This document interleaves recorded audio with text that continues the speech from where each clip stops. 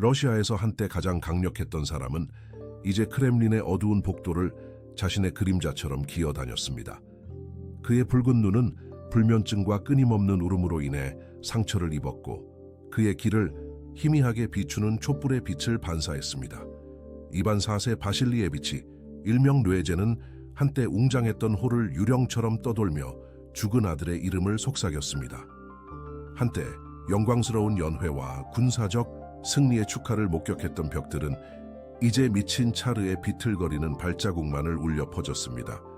그의 수염은 한때 잘 다듬어지고 왕의 존엄성의 상징이었으나 이제는 헝클어지고 입에 거의 가져갈 수 없는 음식 찌꺼기로 얼룩져 있었습니다. 한때 보석과 금색 자수로 빛나던 황제의 의복은 이제 말라붙은 피의 어두운 얼룩을 보여주었습니다. 맹목적인 분노의 순간에 그 자신의 손으로 흘린 그의 장남의 피였습니다. 하인들은 그의 접근을 듣고 숨었으며 궁전의 어두운 방과 비밀 통로로 피신했습니다. 보야르들, 즉 한때 그의 절대 권력 앞에서 떨며 허리를 굽혔던 러시아의 고대 귀족들은 이제 그들의 군주를 집어삼킨 광기에 대해 구석에서 속삭였습니다. 예배당에서 태워지는 향의 냄새도 러시아 왕좌에서 발산되는 도덕적 부패의 냄새를 가리지 못했습니다. 궁전의 개인 예배당에서 엄격한 시선의 정교회 성상들로 장식된 곳에서 이반은 성스러운 이미지 앞에서 몇 시간 동안 엎드려 절망적인 기도와 신에 대한 분노의 발작을 번갈아 가며 했습니다. 한때 모든 러시아에 대한 절대 권력의 호를 굳게 쥐었던 그의 손은 이제 봉헌 촛불을 들고 떨리며 뜨거운 밀랍이 손가락 위로 떨어져도 고통을 느끼지 못했습니다. 차르에게 접근할 용기가 있는 몇 안 되는 사람들은 그가 죽은 이들과 나누는 헛소리 같은 대화를 보고했습니다. 긴 겨울밤에 그의 비명은 빈 복도를 울려 퍼졌고 그는 자신의 희생자들의 유령들과 논쟁하며 자신의 공포 통치 중에 흘린 모든 피해 방울을 정당화하려고 했습니다. 공포를 통해 제국을 건설한 군주는 이제 자신의 기억에 공포를 느끼며 살았습니다. 그의 유일한 생존 아들인 표도르는 몸과 마음이 약해 아버지의 존재를 피했습니다. 궁정의 의사들은 환자의 질병만큼이나 그의 분노를 두려워했으며 치유보다는 오히려 독을 더하는 쓸모없는 허브와 광물의 물약을 준비하는 것에 국한되었습니다. 강력한 치료제라고 믿었던 수은은 천천히 그의 정신의 남은 부분을 악화시켰습니다. 점점 더 드물어지는 맑은 정신의 순간에 이반은 그의 광대한 제국의 지도를 바라보았습니다. 발트해에서 시베리아까지 그의 정복으로 확장된 기독교 세계의 가장 큰 왕국이었습니다. 그러나 과거의 승리는 이제 그의 입에 재가 되었습니다. 그가 피로 건설한 제국은 그의 눈앞에서 무너져 내렸고 그의 부서진 정신이 더 이상 맞서 싸울 수 없는 내부의 음모와 외부의 위협으로 부식되었습니다. 밤에 중세 모스크바의 날카로운 추위가 뼛속까지 스며들 때 차르는 얼룩진 곰 가죽에 몸을 감싸고 자신의 아들을 죽인 왕호를 껴안았습니다. 마치 그 죽음의 도구가 현실과의 마지막 연결고리인 것처럼 말입니다. 한때 그의 승리를 알렸던 교회의 종소리는 이제 마치 그의 아직 살아있지만 이미 저주받은 영혼을 위해 끊임없이 울리는 것 같았습니다. 모든 러시아의 첫 번째 차르, 제국의 통합자, 국가의 적들의 공포가 어떻게 이 고통받는 생물로 변했을까요? 위대함을 약속했던 젊은 왕자가 어떻게 통제할 수 없는 분노의 순간에 자신의 왕조를 파괴했을까요? 이 질문들에 대한 답은 러시아의 운명을 영원히 바꾸게 될 권력, 피, 그리고 광기의 이야기로 펼쳐질 것입니다. 이 이야기가 당신의 관심을 끌었다면 우리 채널을 구독하고 좋아요를 눌러주는 것을 잊지 마세요. 어느 도시에서 우리를 시청하고 계신지 알려주세요. 계속해서 이어집니다. 1933년 중세 러시아는 유럽과 아시아 사이에서 신흥 강국으로 부상했습니다. 영토는 여전히 경쟁하는 공국들 사이에서 분열되어 있었고 외부 침략자들의 위협을 받고 있었으며 단일 왕관 아래 권력을 통일할 수 있는 강력한 지도자의 출현을 기다리고 있었습니다. 이러한 음모와 분쟁의 배경 속에서 국가의 운명을 영원히 바꿀 상속자가 태어났습니다. 이반이 아버지 바실리 3세의 왕위를 물려받았을 때 그는 겨우 3살이었습니다. 그의 어머니인 옐레나 글린스카야 위대한 아름다움과 지성을 가진 리투아니아의 공주가 확고한 손으로 섭정을 맡았습니다. 5년 동안 그녀는 질서를 유지하고 러시아 화폐 시스템의 통일과 같은 중요한 개혁을 실행했습니다. 그러나 토지와 군대를 통제했던 고대 러시아 귀족인 보야르들은 외국 여성의 권력을 매우 불편하게 여겼습니다. 올해 38년 옐레나는 연회 중에 독살되었습니다. 이제 고아가 된 어린 왕자는 다른 보야르 파벌들이 섭정 통제권을 다투는 것을 무력하게 지켜보았습니다. 왕이 상속자를 보호해야 할 귀족들은 크렘린을 개인적 야망의 전쟁터로 변모시켰습니다.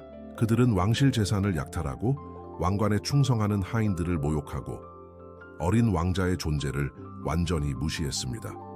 크렘린에서의 이반의 유년기는 그의 미래 성격을 형성할 트라우마적인 경험으로 가득 찼습니다. 보야르들은 그의 명목상의 대공으로서의 권위를 무시하고 언제든지 그의 처소를 침입했습니다. 자주 소녀는 술에 취한 귀족들이 숨겨진 보물을 찾아 그의 방을 약탈하는 것을 발견하기 위해 한밤중에 깨어났습니다.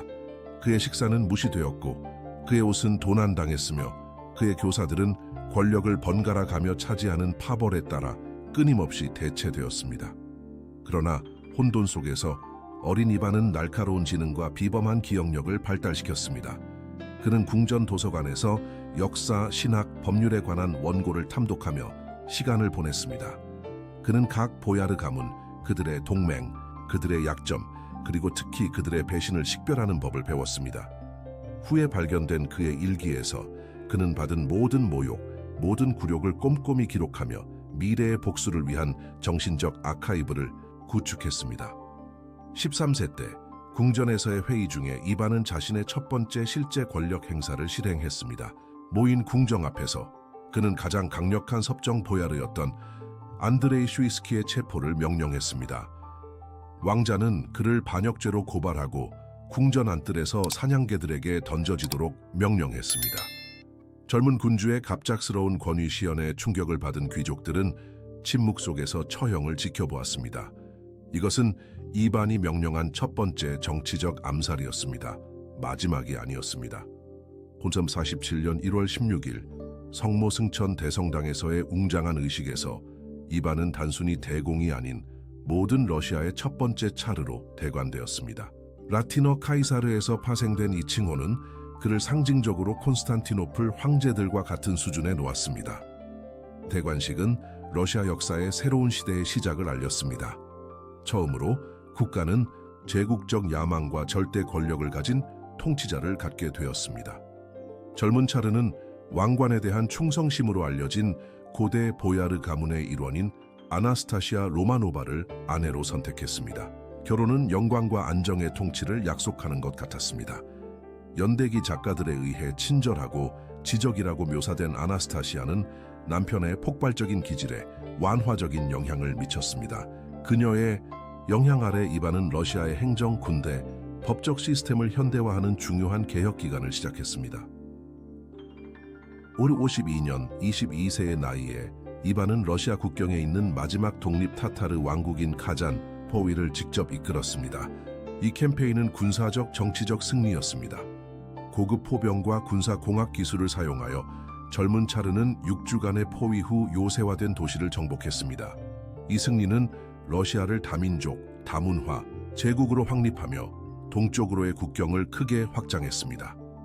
보야르들에게 굴욕을 당했던 소녀는 이제 그의 나라가 알았던 가장 강력한 군주였습니다.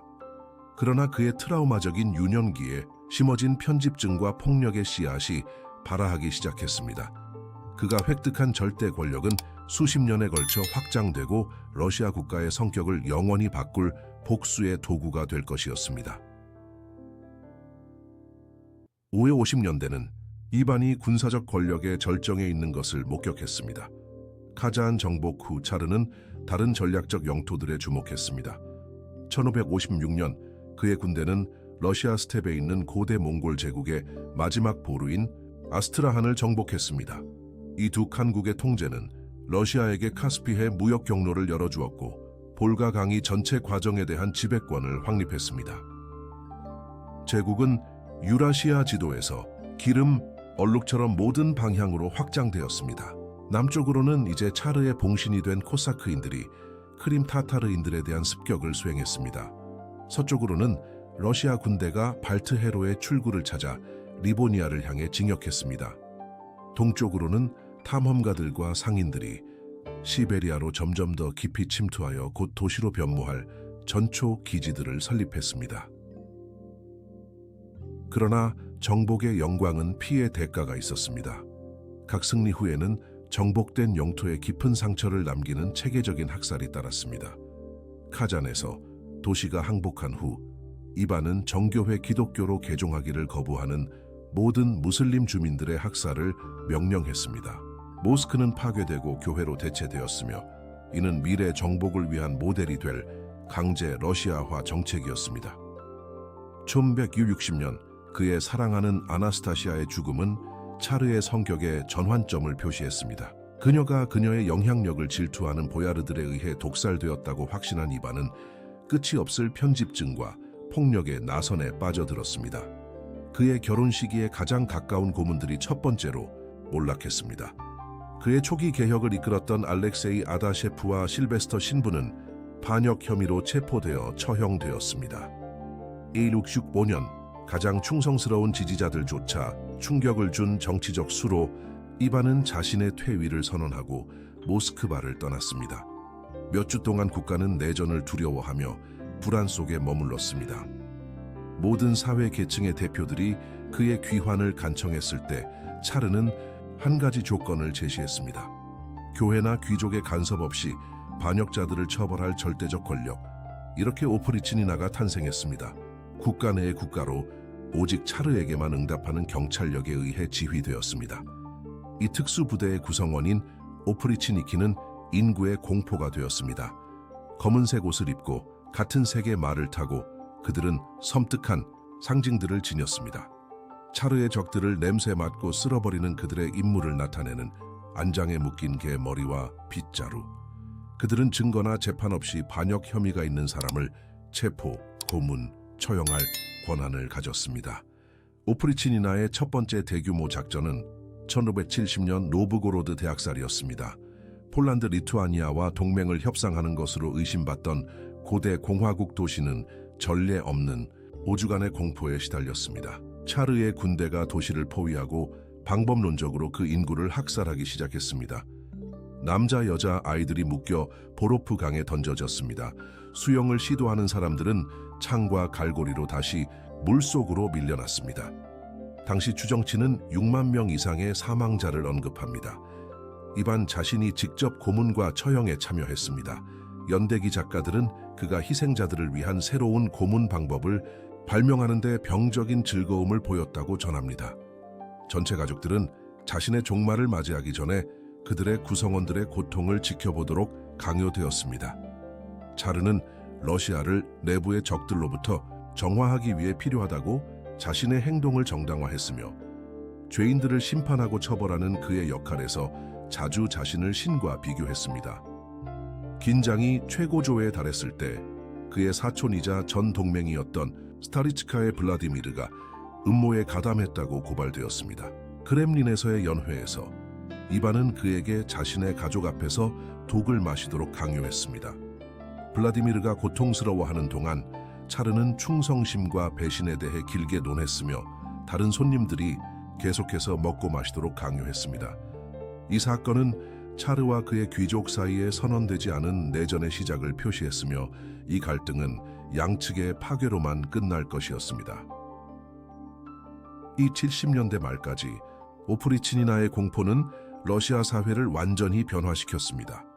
고대 귀족은 멸망되었고 차르에 대한 절대적 충성심이라는 유일한 자격을 가진 새로운 계급의 국가 공무원들로 대체되었습니다.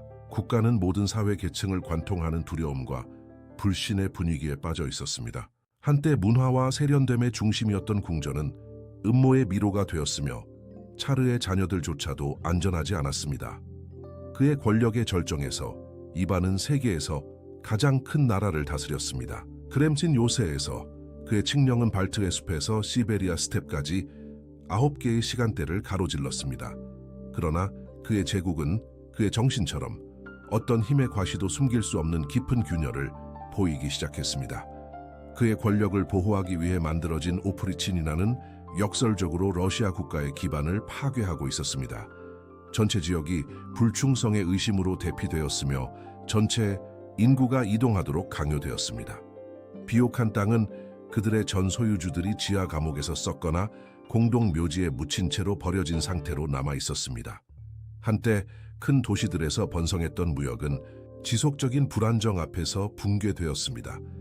러시아 경제의 필수적인 외국 상인들은 국가의 항구와 시장을 피하기 시작했습니다.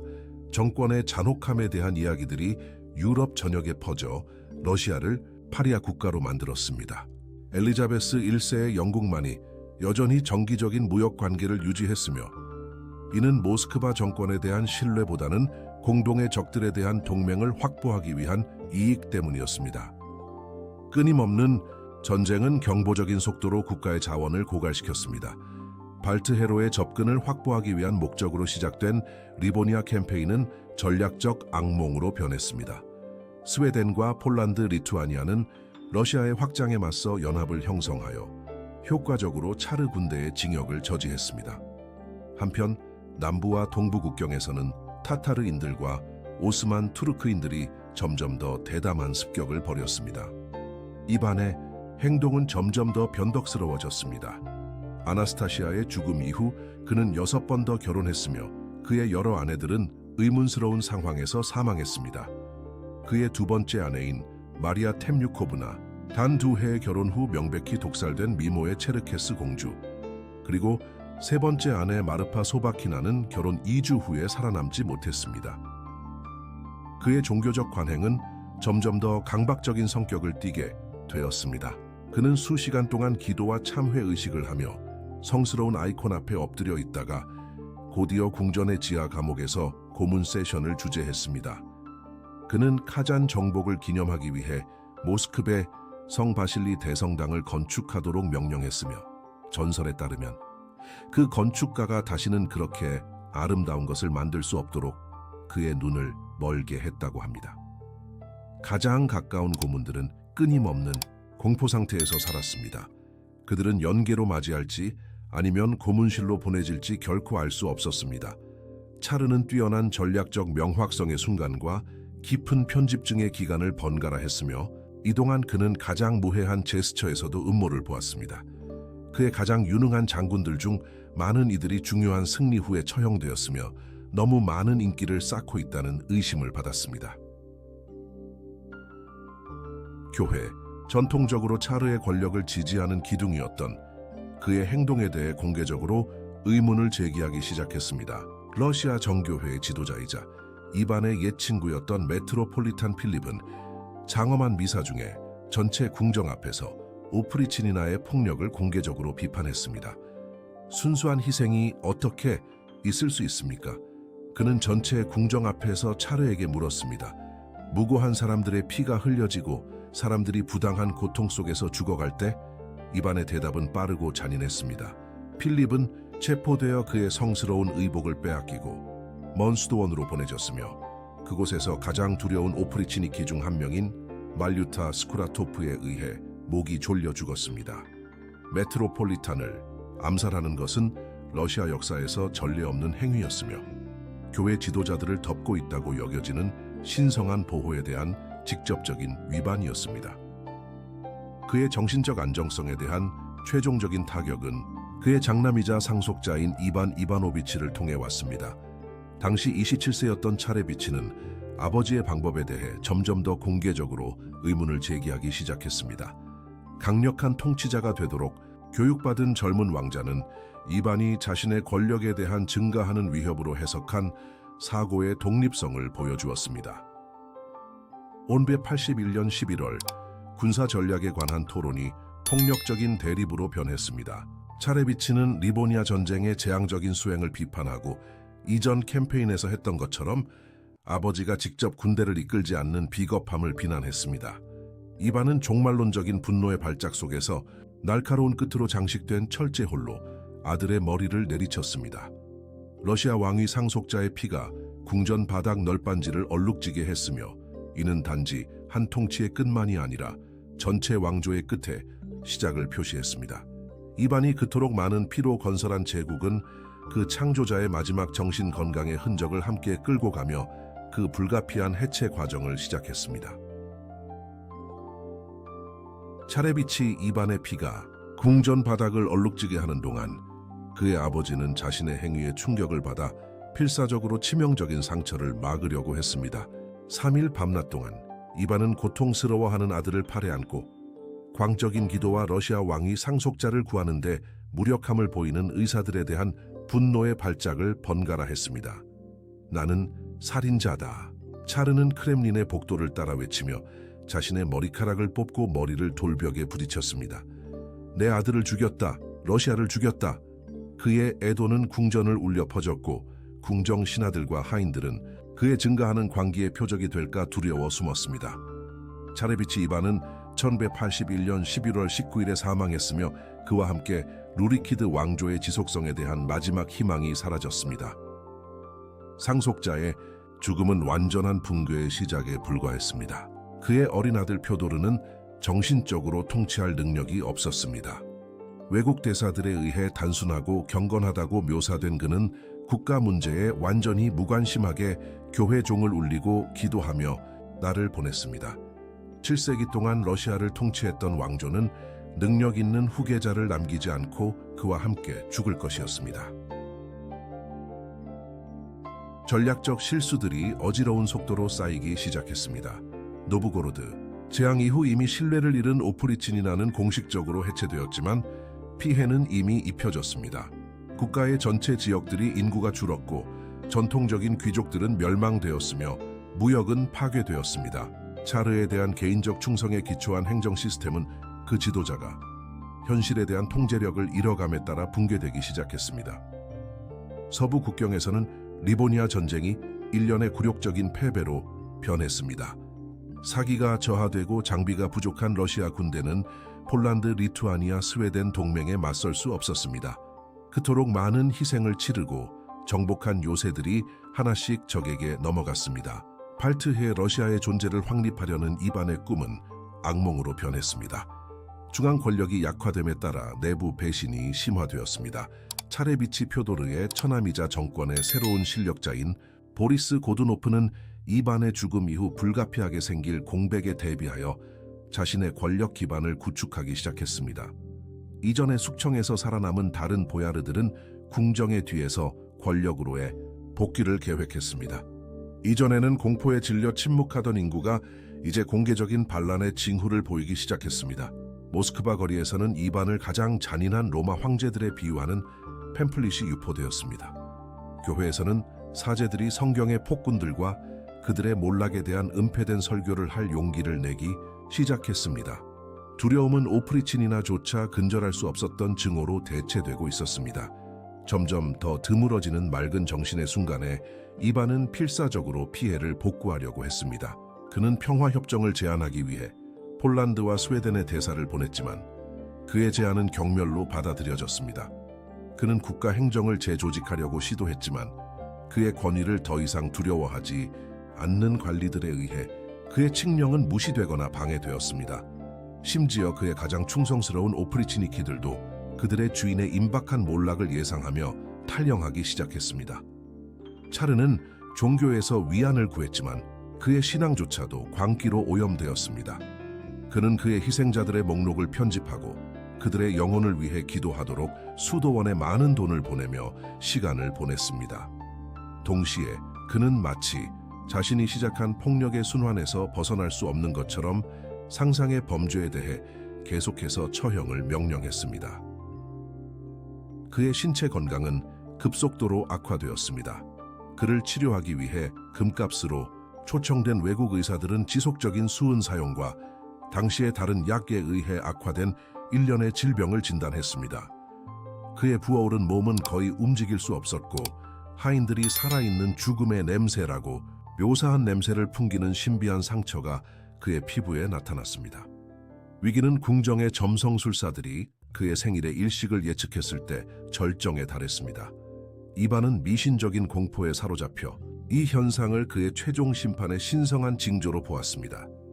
그는 자신의 방에 고립되어 음식과 음료를 거부하며 모든 그림자가 암살자를 숨기고 모든 잔에 독이 들어있으며 모든 고문이 그의 죽음을 계획한다고 확신했습니다. 그가 공포를 통해 건설한 제국은 그 창조자뿐만 아니라 러시아 역사의 한 시대 전체를 함께 무너뜨리며 붕괴 직전에 있었습니다. 그의 죽음 이후에 이어질 혼란의 시대는 이미 국가의 그림자를 드리우고 있었으며 수십 년의 내전, 외국 침략, 사회적 혼란을 예고하고 있었습니다. 모스크바를 제3의 로마로 변모시키고자 꿈꾸던 차르는 로마 제국의 몰락을 러시아 땅에 재현하는 데에만 성공했습니다. 올 84년 3월 이반의 최종 붕괴는 평범한 방식으로 시작되었습니다. 그의 개인 처소에서의 체스 게임 중에 이미 과도한 행동과 의심스러운 의학 치료로 인해 몸이 상한 차르는 체스말을 움직이려다 갑작스러운 어지러움을 느꼈습니다. 체스판이 떨어지고 말들이 바닥에 흩어졌습니다. 그의 죽음 이후에 이어질 혼돈의 전조였습니다. 참석한 보야르들은 접근하기를 주저했습니다. 수년간의 경험이 그들에게 차르의 기분은 그가 약해질 때 가장 위험하다는 것을 가르쳤습니다. 정권의 실력자로 자리를 굳힌 보리스 고두노프만이 고통스러워하는 군주의 친밀한 원으로 들어갈 용기가 있었습니다. 이제 의사들, 사제들 그리고 가장 중요하게는 공식 문서에 대한 접근을 통제하는 것은 그였습니다. 차르의 질병 소식은 빠르게 모스크바에 퍼져 상반된 반응을 불러일으켰습니다. 교회에서는 사제들이 신에 의해 기름 부음 받은 군주의 회복을 위한 기도와 퇴마의식 준비 사이에서 갈라졌습니다. 일반 사람들은 그의 죽음이 내전을 일으킬 것이라는 두려움과 그가 회복하여 마지막 폭력의 물결을 일으킬 수 있다는 공포 사이에서 갈등했습니다. 급히 소환된 외국 의사들은 수은의 장기간 사용으로 악화된 치명적인 질병의 조합을 진단했습니다. 당시 치료의 일반적인 부분이었던 이 금속은 수년에 걸쳐 천천히 그의 몸과 마음을 중독시켰습니다. 그의 마지막 날들은 가장 강력한 아편류 약물조차도 완화할 수 없는 극심한 고통으로 특징 지어졌습니다. 맑은 정신의 순간에 이반은 승계를 확보하려는 필사적인 시도와 편집증적 분노의 발작 사이에서 흔들렸습니다. 그는 때로는 아들 표도르를 선호하고 때로는 고두노프가 지배하는 섭정위원회를 지명하는 등 모순되는 여러 버전의 유언장을 구술했습니다. 다른 시간에는 그의 의사들을 음모 혐의로 고발하고 아무도 서둘러 실행하지 않는 처형을 명령했습니다. 그의 통치에 대한 대중의 판단은 그의 죽음 전에 이미 시작되었습니다. 모스크바 거리에서는 그를 역사상 최악의 폭군들에 비교하는 팸플릿과 민요가 유포되었습니다. 일부 이야기는 그를 인간 형태의 악마로 묘사했고 다른 이야기는 그를 악한 세력에 사로잡힌 정당한 차르로 묘사했습니다. 그가 그토록 수호한다고 주장했던 교회는 의미심장한 침묵을 유지했습니다. 그의 정권에 대한 고발이 눈사태처럼 쌓여갔습니다. 노브고로드와 다른 도시들의 학살에서 살아남은 사람들이 그림자에서 나와 그들의 이야기를 전했습니다. 오프리치니나에 의해 멸망된 고대 귀족 가문들이 공개적인 애도에서 기억되었습니다. 차르의 범죄는 역사적 사실과 점점 더 정교해지는 민간 전설을 혼합한 긴 연도에서 낭송되었습니다. 공포의 실제 범위를 드러내는 문서들이 유포되기 시작했습니다. 꼼꼼한 관료들에 의해 보존된 오프리치니나의 기록은 수천 건의 처형 몰수 추방을 나열했습니다. 그가 자신의 잔혹함을 자랑하던 외국 강대국들에게 보낸 이반 자신의 편지들이 이제 그를 괴롭히기 위해 돌아왔습니다. 그의 통치는 끝나기도 전에 역사에 의해 심판받고 있었습니다. 죽음의 침대에서 차르는 수도사로 삭발되기를 요청했습니다. 신의 이름으로 수천 명을 학살한 남자의 마지막 참회 행위였습니다. 그는 요나라는 수도원 이름을 받았지만 그의 신하들의 눈에는 어떠한 구원에도 너무 늦었습니다. 이 마지막 소원조차도 많은 사람들에게는 또 다른 조작으로 보였으며 종교적 기술을 통해 신의 심판에서 벗어나려는 시도로 여겨졌습니다. 최종 고통은 여러 날 지속되었으며 그동안 궁전은 기괴한 극장으로 변했습니다. 이반이 그의 처소에서 헛소리를 하는 동안 경쟁하는 파벌들이 이미 복돼서 권력을 다투고 있었습니다. 고두노프는 약한 표도르에 대한 통제를 확보하며 자신의 위치를 강화했습니다. 다른 보야르들은 다가오는 권력의 공백에 대비하여 서둘러 동맹을 맺었습니다. 그의 의식의 마지막 순간에 연대기는 이반이 자신의 죄를 고백하려고 시도했다고 전합니다. 목록이 너무 길어서 여러 사제가 돌아가며 듣느라 교대해야 했습니다. 일부 출처는 그가 고백 중간에 죽었다고 주장하며 최종 사면 없이 범죄의 인생을 남겼다고 합니다. 다른 출처는 그의 마지막 말이 살해한 아들에게 용서를 구하는 요청이었다고 보장합니다. 공포를 통해 러시아를 변화시킨 사람은 자신의 기억에 공포를 느끼며 생을 마쳤습니다. 질병으로 부어오르고 검게 변한 그의 몸은 이제 모스크바를 제3의 로마로 변모시키려 꿈꾸던 젊은 차르의 그림자에 불과했습니다. 역사의 심판은 이제 막 시작되었으며 자신의 권력을 위해 자신의 왕조를 파괴한 차르의 유산에 대해 무자비할 것이었습니다. 이반 뇌제, 모든 러시아의 첫 번째 차르는 1984년 3월 18일에 사망했습니다. 그의 시체는 마치 죽음 자체가 마지막 게임에서 그를 물리친 것처럼 체스 의자에서 차갑게 발견되었습니다. 모스크바의 종소리는 사흘 동안 울려 퍼졌으며 그 소리는 그 창조자가 묻히기도 전에 이미 무너지기 시작한 제국 전체에 울려 퍼졌습니다. 장례식은 웅장한 의식이었지만 불길한 전조로 가득했습니다. 차르의 시신이 모스크바 공작들의 전통적인 매장지인 대천사 미하일 대성당으로 운반되었을 때 갑작스러운 폭풍이 도시를 강타했습니다. 번개가 하늘을 밝히고 천둥이 교회의 금빛 돔을 떨게 했습니다. 자연의 힘처럼 살고 통치했던 사람을 위한 마지막 극적인 광경이었습니다. 시신은 9세기에 최초의 러시아 국가를 세운 전설적인 루릭에서 거슬러 올라가는 혈통인 루리키드 왕조의 다른 통치자들과 함께 묻혔습니다. 역사적 아이러니였습니다. 자신의 왕조를 멸망시킨 사람이 자신이 파괴한 유산의 조상들 옆에 영원히 안식하게 될 것이었습니다. 그의 죽음 직후 그의 기억을 지우는 과정이 시작되었습니다. 그의 아들이자 후계자인 표도르 1세는 오프리치니나의 가장 타협적인 기록들의 파괴를 명령했습니다. 문서들은 불태워지고 증인들은 침묵을 강요받았으며 이야기들은 다시 쓰여졌습니다. 공식 러시아는 방금 끝난 통치의 공포를 잊으려고 시도했습니다. 그러나 이반의 유산은 단순히 지워지기에는 너무 깊었습니다. 그가 남긴 나라는 그가 물려받은 나라와 비교할 수 없을 정도로 달랐습니다. 러시아 영토는 3배로 늘어나 이제 발트해에서 태평양까지 뻗어 있었습니다.